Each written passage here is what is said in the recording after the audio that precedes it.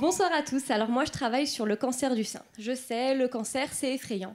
Mais j'espère qu'on va passer 180 secondes sexy puisque je vais tout de même vous parler de la poitrine féminine. Alors le cancer, c'est ce qui arrive lorsque notre organisme se dérègle. Mais pour bien comprendre comment ça arrive, il faut dans un premier temps comprendre ce qui se passe quand tout va bien.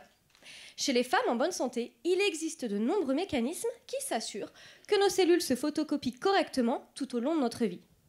Si on imagine notre organisme comme un réseau de grands carrefours, on comprend bien que si l'on veut que tout fonctionne normalement, il faut que la circulation soit fluide, que les problèmes occasionnels de trottoirs, de chaussées ou de signalisation soient rapidement réglés.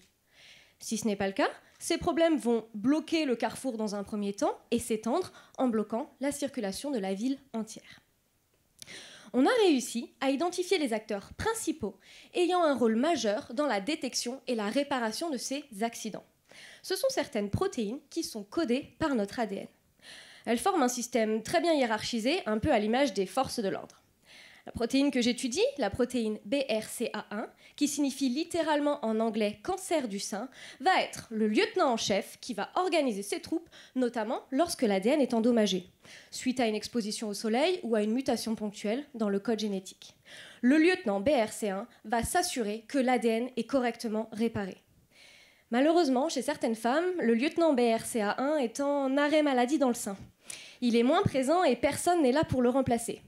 Ses adjudants n'ayant pas autant de pouvoir que lui dans ce quartier chaud qu'est le sein, les accidents y sont de plus en plus nombreux. Et si rien n'est fait, ces accidents vont se multiplier et provoquer un cancer du sein chez ces femmes. Et c'est là que j'interviens. Mon but, c'est de comprendre comment le lieutenant BRCA1 régule ce carrefour. Quels sont les ordres qu'elle donne et à qui lorsque tout fonctionne normalement. Ceci afin de mieux comprendre ce qui arrive quand le cancer apparaît. Actuellement, on ne dispose d'aucun moyen pour savoir si le lieutenant BRCA1 est défaillant. Avec la technologie actuelle, on n'arrive pas à le détecter directement. C'est pour cela qu'il nous faut déterminer quels sont les adjudants dirigés par cette protéine. Ainsi, chez les femmes qui risquent de développer un cancer du sein suite à un défaut de réparation de l'ADN, je serai en mesure de déterminer quel adjudant peut servir de biomarqueur qui indiquerait au médecin que le lieutenant est défaillant et donc orienter ces femmes vers un traitement et un suivi très personnalisé et donc plus efficace. Je terminerai par répondre sans doute à la question que vous vous posez depuis que j'ai commencé cet exposé. Non. Ce n'est pas une photo de moi sur la diapositive. Désolée. Merci.